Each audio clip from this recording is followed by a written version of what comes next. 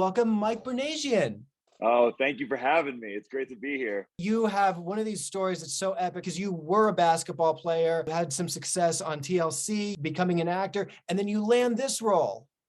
It was absolutely crazy. I mean, literally, the last few years have been nothing short of something out of a daydream. My life feels like it's playing out like a movie, and I've felt so happy, so grateful for the people who have given me these opportunities. And yeah, it's like hopefully the sky's the limit, you know? I am a fan. Every Sunday night, this is the show that I tune into. We have Sean on, who plays Larry Bird. Now we have you on. We're going to keep our own Laker dynasty going on right here. Here we go. I have a little pipeline straight to On Air with Kash from the Winning Time cast. That's good. Sean laid the foundation. Now, shout out to Sean, who played Larry Bird absolutely phenomenally, by the way. Like, he is not only one of the smartest people, but one of the more talented actors I've gotten the chance to work with too. He killed it. The last two episodes specifically, they really get into the Magic and Larry Bird rivalry. And he has a story similar to yours where, you know, you're playing basketball, you did have dreams of becoming an actor. Then you land the show on TLC, Mama's Boy. You get some recognition, you get some fame, and then this opportunity opens up, HBO. It's about one of the biggest sports dynasties in history. Did you feel like you incorporated a lot of your early playing skills into your role? Absolutely. I think that my entire life up to this point has almost been puzzle pieces kind of forming together, getting me to Winning Time.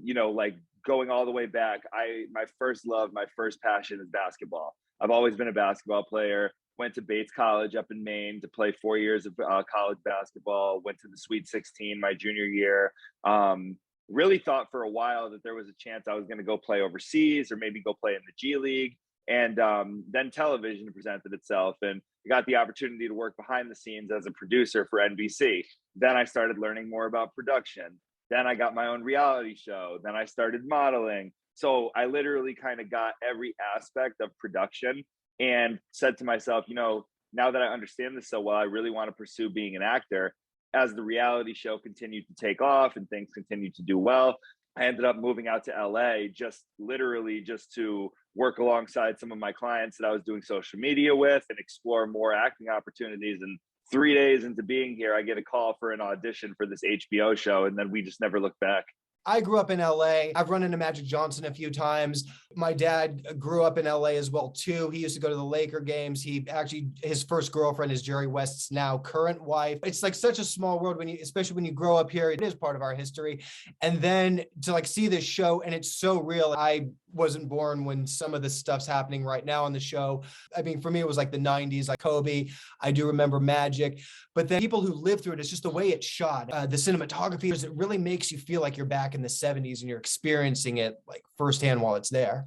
Yeah, no, I'm so glad you feel that way too. The cinematographers, the directors, the producers, I mean, every single person that was on that set is literally truly top tier at their profession. Like, I've worked on a lot of sets and I've worked for a lot of different networks. Like, these guys who wrote the show, who edited the show, who made sure that it was directed and shot the way it was, some of the truest professionals I've ever been with. And like everything down to, you know, shooting it on film and all of these little key details that just make it translate across the screen to the viewer. So I'm so glad that you're getting to see all the hours of hard work from these incredibly talented people. Working with like Adrian Brody, Spencer Garrett, Quincy Isaiah, who's playing Magic. What's it like to put on the uniform and then become a Laker with this incredible cast? Oh my God, it's amazing. I mean, every single day I'm sitting there 3 feet away from Jason Segel, Adrian Brody, and Spencer Garrett. Literally, and that's just me personally on the daily of like being on the bench for the Lakers, right? Then all of a sudden you've got these guys like Quincy, you've got Solomon, you've got Delonte, Jamel, like the list goes on. Everybody is incredibly talented. And for me personally, to be able to be on set with that caliber of actor and those just great of people, they've literally all taken me under their wing and shown me the ropes of this space. And I could not be more thankful. Like, these guys are not only true professionals, but just like great guys. When I've talked to Sean or other people on the cast, it's like, yeah, they say it's really became a family. And you can see it. Like I said, it's our new Sunday tradition as we get together, we watch Winning Time. And I'm just so intrigued with the story, everything between, you said, Quincy, Sean, and then even the behind the scenes stuff with the coaches growing up in the 90s and Pat Riley, like he's the guy. And it's really exploring that dynamic of how he got to where he is right now and what he had to go through. Absolutely. And, just I think that that's why it's so key, why it's called Winning Time, the rise of the Lakers dynasty, because there was so much that's encompassed into this journey, whether it was the, Magic small town kid going to LA. Obviously, you see all of the drama that took place in the front office prior to the startup. They went through like three coaches. Like it's crazy. So, there's such a story to be told on the court, off the court, the small details, like the big details, like there are just so many intricacies woven into this story that is why, not only was season one a hit, but I think we have potential to continue telling a very good story moving forward as well. Mike, you have been on a roll. I'm so happy for you and your success. What's next? Oh man, I mean, we just got renewed for season two about a week and a half ago, so we're getting ready to, get that going here shortly. And other than that, I got a couple other auditions that are going well up my sleeve. So, fingers crossed, you guys. I'll be back on the show talking about my next project pretty soon.